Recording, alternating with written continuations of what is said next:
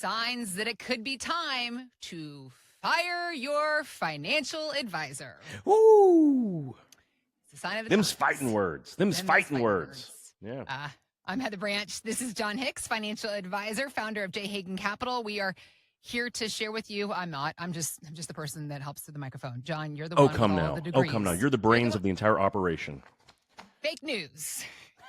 I have 0 degrees in finance. If I say anything that sounds at all advisory-like in any part of anything you hear me say, please disregard it entirely. John is the one who knows what he's talking about here, ladies and gentlemen.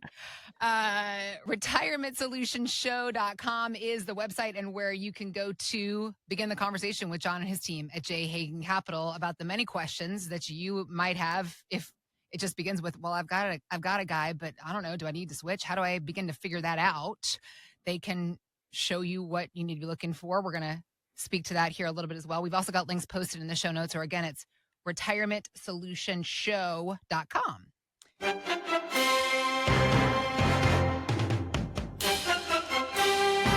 I bring all of this up because the conversation about football coaches this season has been crazy. Am I wrong? No, it's been a crazy year. NFL, absolutely. There's all kinds of people looking like they're going to be on the coaching carousel. It's happening. The college football, too. I mean, there have been some crazy and outlandish moves across the entire football world landscape. Yeah. So, yeah, there's a lot of people that may have different positions next year. I was listening just this past week to Terry Miners talking on HAS in the afternoon about all the college football coaches. I went to Virginia Tech. We started the season kicking our coach to the curb. Brent Pry is looking for work. So I'm in the mix of it, but it's crazy. It's not just college football. It's the NFL too. We're mid-NFL season and several head coaches are in the hot seat. They're in danger of losing their jobs. Of course, with football, it's a little bit more in our face, right? We see the factors that come into play. There was a poor start to a season when there was high expectations for that team.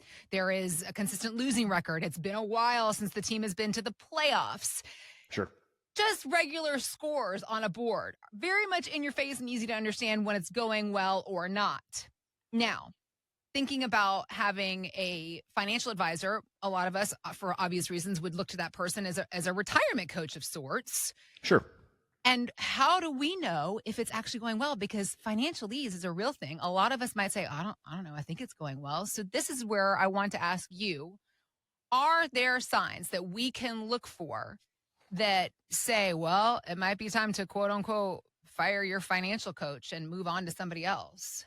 You know, it's interesting. So when you're kind of looking, NFL coaches or college coaches and financial advisors, they're really kind of interesting how they're kind of correlated when you kind of think about it. So when most of us are working and we're setting money aside, we typically want a growth-based advisor. Now, to me, this is kind of like the coaches that basically they win all those regular season games. For the longest time, it would be like Bill Belichick, or back in the day, it may have been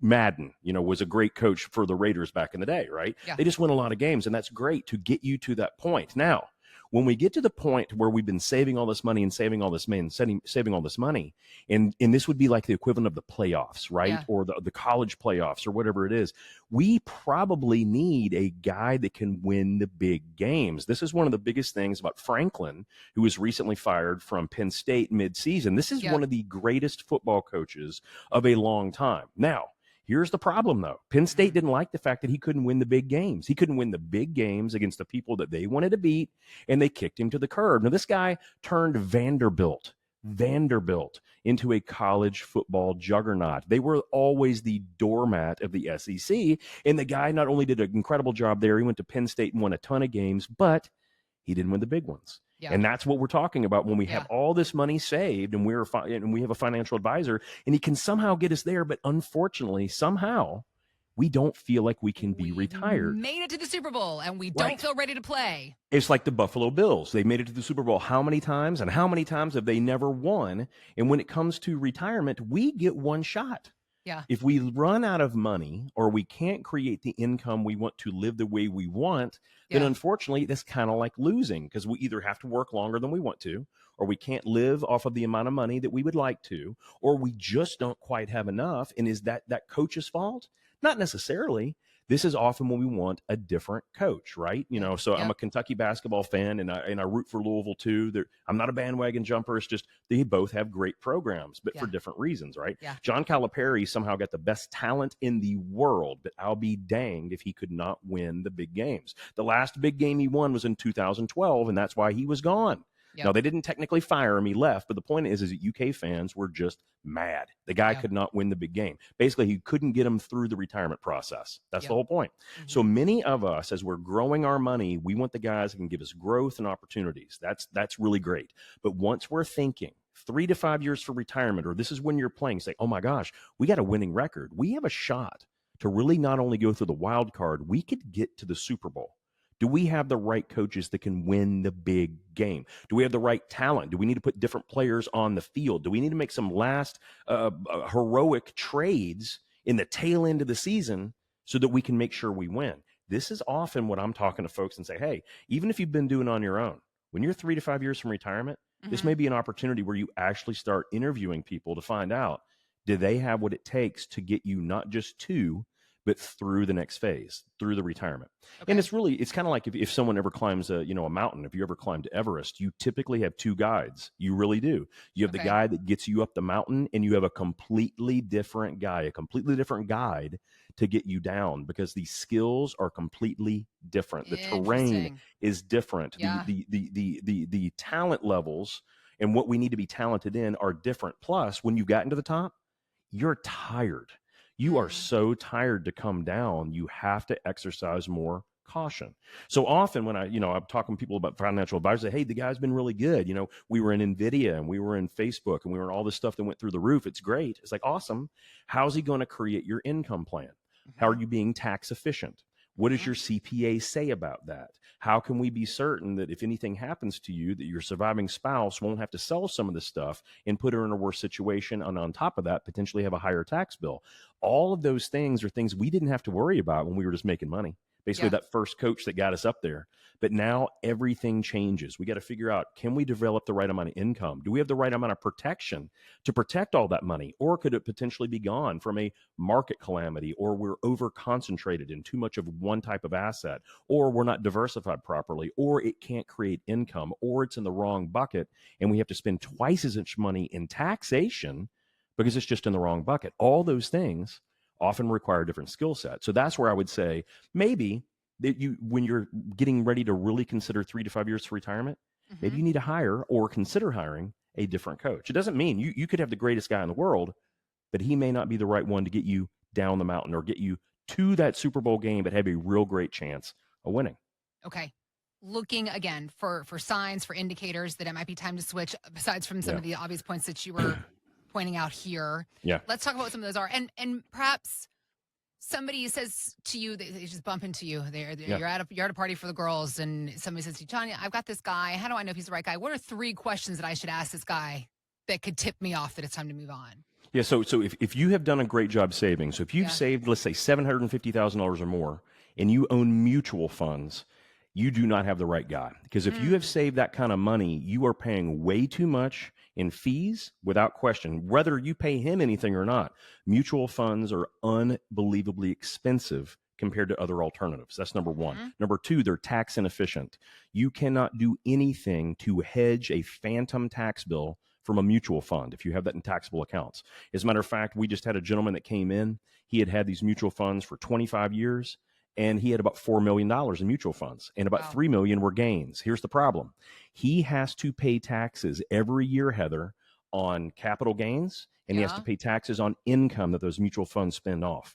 And in 2022, he was down 21% and still had to pay capital gains and taxes on the distributions of income, even though he lost 21% in that account. Why? It's inefficient. He had way too much money. He should not have had mutual funds at all. Now, we can dismantle that. Even if someone has a $3, $4, $5, $20 million tax bill or $20 million of capital gains sitting in those investments, we now can use the new Trump tax legislation, the OBA. We can use that to diffuse and dismantle those tax obligations. Sometimes we can do it over 1 year. Sometimes it takes 2 or 3, but we can typically get down to single-digit tax rates and tax expenditures, even if you have huge bills. So for me, the number one thing, you own the wrong assets. And expensive ones or tax inefficient ones are the telltale sign that you're dealing with probably an unskilled advisor. That's number one. Okay. Number two, if you constantly say, hey, yeah, but where's my income going to come from? If I decide to retire, I'm going to get 50 grand from Social Security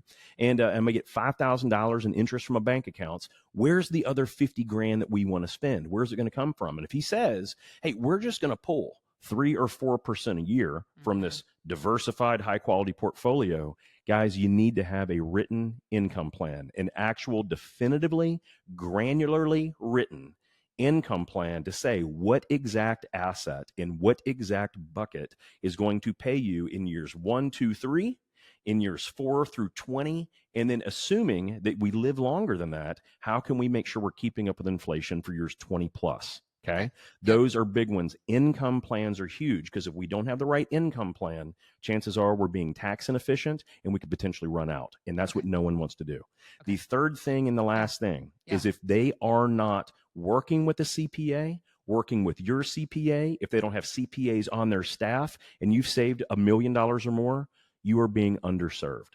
We think it is unbelievably important when your largest expense over 20 to 35 years of retirement is going to be taxation from the federal government. And you look at the fact that your Social Security may be taxed, all of your income may be taxed, all of the money that comes out of your tax deferred accounts are going to be ordinary income, which is the most oppressive tax rate in the entire IRS structure. When you look at that and they're not helping you do that, you are being underserved. You can get a skilled fiduciary advisor who has CPAs and tax attorneys on staff, just like our firm, and potentially pay less money than what you're currently paying. And people are just unaware of that. Yeah. I almost laugh when people say, yeah, they're with Ken Fisher. The guy charges 1.65% if you've got a $2 million account. That is absurd. They give no tax guidance. They have no CPAs that work for their firm. They have no tax attorneys that work for them. They don't give any estate planning advice. And yet they charge a most exorbitant rate that I've ever seen. And yet people go to that because the guy spends a fortune in marketing. You can do better. You deserve better if you've done a great job saving and you know what you're looking for. And what you want is protection, income, tax strategy, wealth transfer, estate design, and healthcare plans. As long as you have those, you'll probably win. If you're working with an advisor, ask him these 3 questions. What am I invested in? If it's a lot of mutual funds, you might want to rethink who you're working with. Also, what is my income plan for retirement? Where will it come from? And what is my tax plan? And if you cannot get a clear, direct answer, it might be time to look for a new financial coach, a new advisor to help you in the planning process. As John was pointing out, a lot of great financial advisors out there help you through the growth years, but a retirement advisor is such a different ballgame. This is what John and his team are doing every single day in the office. They're here for you as well to walk you through what should be a happy and exciting time of your life. Let's work to ensure that your financial plan is going to rise up to meet you in this space. RetirementSolutionsShow.com is where to go to start the conversation with John and his team. We've also got links posted in the show notes, so you can just click there. Let's get started. RetirementSolutionsShow.com.